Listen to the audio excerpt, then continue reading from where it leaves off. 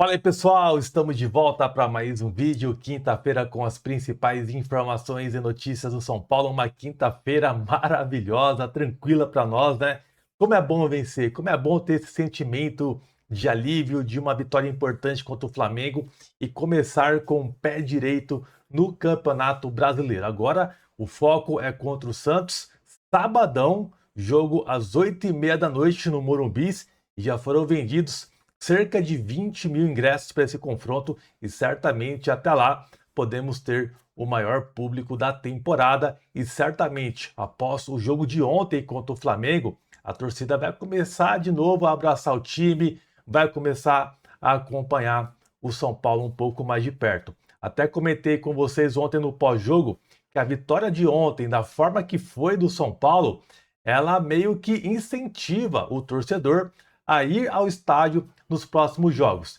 E esse efeito já foi imediato, porque no jogo contra o Santos já teremos um bom público na partida pelo Paulistão, onde precisamos vencer esse confronto para o São Paulo sonhar com a classificação. E se o São Paulo ganhar no Santos, né, se classificar para a próxima fase, certamente o São Paulo vai muito forte no mata-mata do Campeonato Paulista. Rapaziada, vamos comentar algumas situações do São Paulo, Marcos Antônio, time interessado no Tapia e muito mais. Falar também sobre o Alisson com vocês aqui.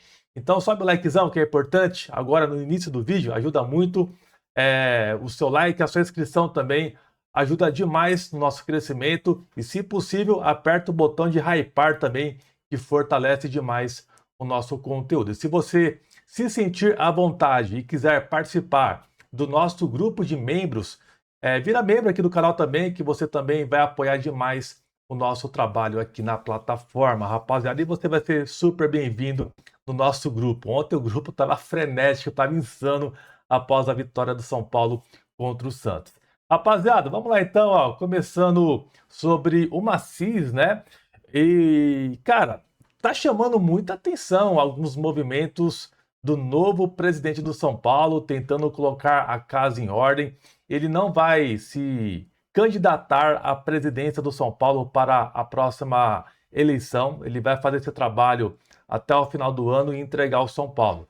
Os movimentos dele, se você for olhar ao pé da letra, já são movimentos muito importantes. Olha essa aqui, ó. Ele está planejando contratar uma auditoria externa para rever todos os contratos assinados durante a gestão Júlio Casares. E o que me chama a atenção são diversos contratos que o São Paulo fez na gestão Casares, contratos longos, né, contratos até 2030, não somente de contratações, mas também de patrocínios. Eu acho que isso também precisa ser investigado um pouco mais de perto, porque não é muito normal o São Paulo em 25, em 2024, fazer contratos pensando em 2030, né? Sendo que a gestão Casares não estaria, né, até então, nesse período aqui no São Paulo. Então, para mim, é importante investigar tudo, né? Não custa nada fazer essa varredura no nosso São Paulo Futebol Clube, tá? Então, a ideia é rever todos os acordos firmados sem aprovação do Conselho Deliberativo do São Paulo, porque existe um valor ali, né, que não precisa passar pelo conselho. Na questão de patrocínios, que é um alto valor e tal, isso tudo passa pelo conselho, tá? Eu só não me recordo agora qual que é o valor mínimo que não precisa passar pelo conselho, tá? Mas eu acho que seria importante olhar tudo, mesmo os que passaram pelo conselho. Essa é a minha opinião, tá? Essa informação foi levada pelo Gabriel Sá, tá, rapaziada? Então é um movimento bastante importante aí, além também das saídas que aconteceram, né? Ele dispensou o Dedé do Social, dispensou também o Márcio Carlomagno e nesta quinta-feira ele também dispensou o diretor de comunicação do São Paulo, o José Martins, que já estava há praticamente 5 anos no São Paulo, durante toda a gestão do Júlio Casares, e era um nome que era bastante contestado por boa parte das pessoas, da torcida também, que queriam aí mais essa saída, e o Macis também acabou demitindo. Na minha visão, a comunicação do São Paulo foi muito falha durante esses últimos anos da gestão Casares. Era algo que a gente sempre criticava aqui no canal, sempre apontava alguns erros de comunicação, né? era muito erro bobo que acontecia, e o São Paulo é um clube muito grande que tinha erros que eram assim, cara, bizarros. E eu sempre pontuei com vocês aqui a grande maioria delas, tá? Além também de erros, não somente da comunicação, como também do marketing do São Paulo, que falha bastante. Para mim, o Eduardo Toni é um dos nomes que também merecia sair do São Paulo e ter uma demissão feita aí pelo Arrimacis, tá? Então, hoje saiu o José Martins, que era da comunicação do São Paulo, diretor da comunicação do São Paulo. Vamos ver agora, chegando um novo profissional, como que será o andamento da comunicação do São Paulo Futebol Clube. Tanto é, né, só pegando um parênteses aqui com vocês, sobre a comunicação do São Paulo, tem um detalhe que prejudica bastante a mídia alternativa e quem faz um trabalho sério que cobre o São Paulo no dia a dia. Nós aqui do canal Teclas Daniel, né? Eu sou sozinho no caso, mas eu falo nós porque eu gosto de juntar vocês que assistem o nosso canal. Eu faço um trabalho aqui desde 2019 com vocês. Foi muito difícil crescer o canal, ter credibilidade, aparecer aí no cenário da mídia do São Paulo, tá? Foi um trabalho bem difícil, tá? E até hoje não é fácil, cada dia uma luta constante. E infelizmente o nosso canal ele não é aprovado para participar de coletiva, de zona mista, de ter esse conteúdo para trazer aqui para vocês. Eu já tentei em alguns momentos conversar até com pessoas da comunicação do São Paulo, só que antes não tinha algumas regras e eles acabavam que não liberavam por falta ali de espaço e tal, e depois colocaram uma regra, sendo que essa regra ela exige algo assim que talvez só o Barolo tenha. Porém, tem algumas mídias que têm acesso, mesmo assim, eu não sei por quê, tá? Não sei por quê, mas enfim. Uma delas, das regras, né? O canal do YouTube precisa ter pelo menos 300 mil seguidores inscritos aqui do canal. O nosso canal hoje tem 222 mil. E quem não tem esse número, né? Acaba que não pode participar, e não pode ter acesso a esse trabalho, tá? E além do mais, tá? Olha só que situação. Tem que ter, se eu não me engano, 100 mil seguidores no Twitter, que atualmente é o X, e precisa ter 150 mil no Instagram. Olha só as exigências, né, difíceis para quem quer fazer um trabalho hoje no São Paulo. Uma pessoa que talvez comece ou seja até conhecida, já é um jornalista, mas quer trabalhar sozinho, não vai conseguir, né? A não ser que aconteça algumas coisas por trás, porque já vimos pessoas que não têm esses números que mesmo assim participavam, né, de coletivas, né, zona mista, enfim, não vou entrar aqui em questão referente a isso. Mas dificulta muito o trabalho de quem faz um trampo sério.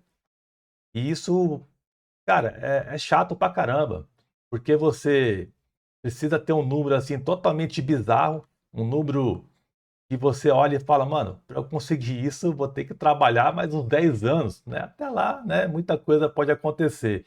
Então eu acabei que larguei mão, para quem ainda questiona, ô Tecla, você não está cobrindo mais os jogos no estádio e tal, porque tudo gera custo, né? Se a gente for em todos os jogos, por mais que pegue ali o credenciamento normal e tal, você faz ali só o pós-jogo, até jogo de Libertadores você não pode nem filmar nem nada dentro do estádio, então dificulta bastante o trabalho também. E para fazer só esse trabalho, cara, gera muito custo, né? Então, para mim não estava compensando cobrir o São Paulo todos os jogos, estava bastante difícil fazer esse trampo. Daí eu colocava no caderno e estava sempre no vermelho, sempre negativo. Então, não tem como sustentar algo desse tipo. Se a gente tivesse um pouco mais de acesso à coletiva, né, tivesse também a zona mista, eram outros conteúdos que iriam, né, movimentar o nosso canal. Mas infelizmente a nossa mídia nunca foi aprovada para esse tipo de situação, tá? Mas enfim, é só para vocês terem conhecimento, né, que infelizmente algumas pessoas que estavam ou estão no São Paulo joga meio contra a gente, sabe? Dificulta bastante quem quer trabalhar e fazer um trabalho sério. Tomara que a pessoa que chegar no São Paulo agora, na comunicação, reveja isso, não somente por mim, porque eu nem tenho mais a pretensão também de fazer isso, né? Talvez eh, as coisas mudem, mas hoje já não tenho mais, tá? Mas por conta de outras pessoas que fazem um trabalho sério e quer ter esse acesso, quer ter aí esse trabalho para fazer. Muita gente merece isso. Não somente, essa aqui eu vou abrir uma exceção. Eu acho que não pode ser assim. Se existe uma regra, ela tem que ser para todo mundo, tá? Então isso já acontecia de forma errada no São Paulo, porque eu já vi isso e dá para provar que eles cometem esse erro aí, tá? Então é só analisar direitinho que a gente descobre, né, quem não tem os números e está lá participando. Mas enfim, aí é uma outra questão, tá? Mas tomara que a nova pessoa chegue no São Paulo e faça um trabalho melhor do que estava sendo feito antes, durante esses últimos 5 anos na gestão do Casares. Rapaziada, uma outra informação do UOL do Pedro Lopes é sobre um inquérito envolvendo o social do São Paulo. Lembrando que o Dedé, né, que eu citei para vocês aqui no vídeo, ele foi demitido pelo Arri Macis, e ele era o diretor lá, meio que um presidente, né, do social do São Paulo Futebol Clube, colocado pelo Júlio Casares. E agora tem uma força-tarefa composta pelo Ministério Público em conjunto com a Polícia Civil, que acabou instaurando mais um inquérito para apurar possível corrupção privada no social do São Paulo. A nova investigação tem como alvo o ex-diretor social do clube, Antônio Donizete Gonçalves, que é o famoso Dedé. O inquérito ele foi aberto a partir do recebimento de um áudio e uma denúncia. Procurados, o Ministério Público e a Polícia Civil confirmaram a instauração de um novo inquérito policial a partir do recebimento desse áudio. Olha só que situação aí, ó.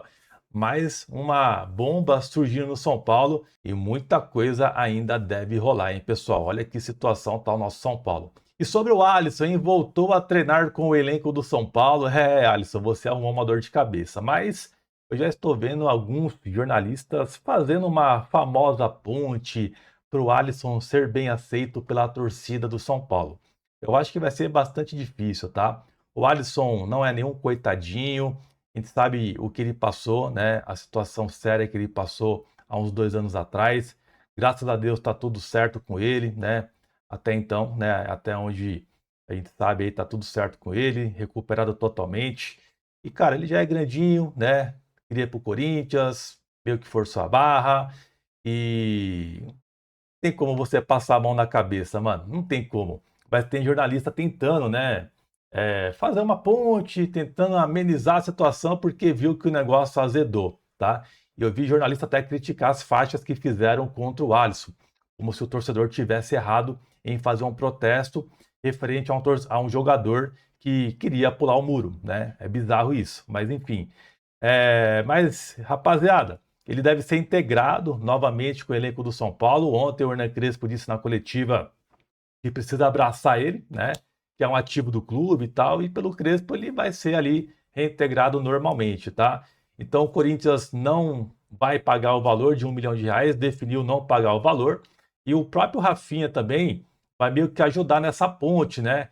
Entre o Alisson e também os jogadores do São Paulo, que ele já tinha até se despedido dos jogadores, dos funcionários do clube, então ele vai fazer esse elo novamente ali entre os atletas atuais do São Paulo, junto com esse retorno, entre aspas, do Alisson, tá? Tava tudo já acertado, tá? Um negócio, mas o Corinthians de última hora acabou que não fechou um negócio. Mas veremos aí o que vai acontecer. Eu acho que não tem clima nenhum mais do Alisson vestir a camisa do São Paulo. E sobre o Marcos Antônio, né? Surgiu muitas coisas nos últimos dias aí. Teve até um encontro da diretoria do Flamengo com a do São Paulo aqui em São Paulo. Assim que o Flamengo chegou em São Paulo, teve esse encontro. O Rui Costa foi conversar também com a diretoria do Flamengo e o São Paulo falou que o Marcos Antônio não está à venda, mas chegou a colocar um valor. Informações é de que o São Paulo propôs ali ao Flamengo um valor na casa de 25 milhões de euros até 30 milhões de euros. Mais ou menos isso, tá? Entre 25 a 30 milhões de euros. Existem algumas informações um pouco desencontradas, mas a informação é essa, que o São Paulo meio que estipulou um valor para a venda do Marcos Antônio, que está entre 25 a 30 milhões de euros.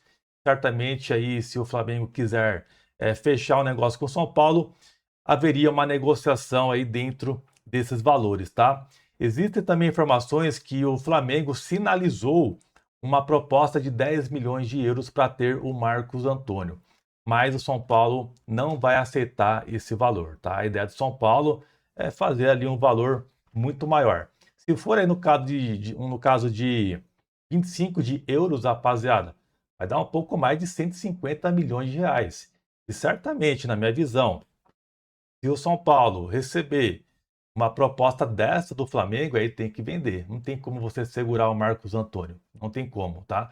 Então, veremos o que vai acontecer, tá? O Flamengo está insistindo e tal, mas eu acho que o Flamengo não daria esse valor todo para o São Paulo. Eu acho que o Flamengo, o máximo que faria ali seria uns 12, 13 milhões de euros mais ou menos, tá? Mas a ideia do São Paulo é ter o Marcos Antônio. O Marcos Antônio tá deixando a situação por conta do staff dele também do São Paulo. Ele não tá se metendo, tá? Ele não disse que quer ir e nem disse que quer ficar no São Paulo, tá ligado? Então ele tá ali na dele, deixando as pessoas trabalharem, o empresário, o São Paulo, o Flamengo, ele tá na dele. Pegar a proposta ali, daí ele pensa depois, tá? Então, tá até certo, né? Tá fazendo diferente do que o Alisson fez, né? Então, não tá errado o Marcos Antônio nesse ponto, porque não é muito assim, uma situação que ele tem que se meter, a não ser que ele não queira, literalmente, já fala logo, ó, não precisa nem perder tempo, eu não quero sair daqui. Se ele não falou nada, é porque ele tem até uma intenção de ser negociado, tá? Então, o próprio empresário dele tem esse interesse, porque recebe por cada transferência, tá? Então, se por acaso for 10 milhões de euros, o São Paulo aceitar essa proposta do Flamengo, vai dar um pouco mais de 62 milhões de reais. Para mim é muito pouco aí. Para mim é pouco esse valor pelo Marcos Antônio. Para mim ele vale muito mais, tá, rapaziada? Então essas são as informações de hoje. Ó, só lembrando que a molecada hoje, o Jorginei, o TT e também o Igor Felisberto treinaram com o grupo do São Paulo hoje, tá?